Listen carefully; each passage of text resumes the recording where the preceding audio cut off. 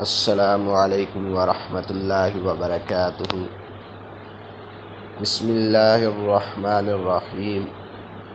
دین اسلام کی سچی تعلیمات ذاتی گمان اور بے اصل و بے بنیاد خیالات کی بجائے صرف صحیح علم پر قائم ہے۔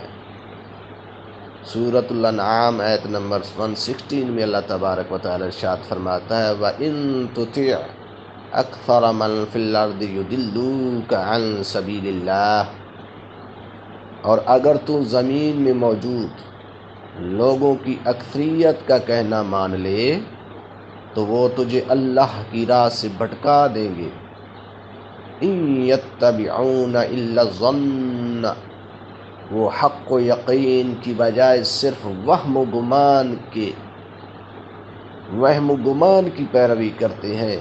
وَإِنْهُمْ إِلَّا يَخْرُصُونَ، اور محض غلط قیاس آرائی اور دروغ گوئی کرتے رہتے ہیں۔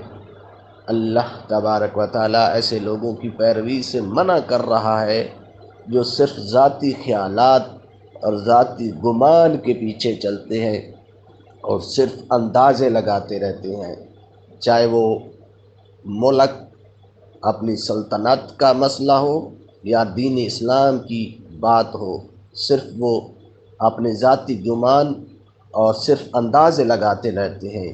اللہ کیا فرما رہا ہے؟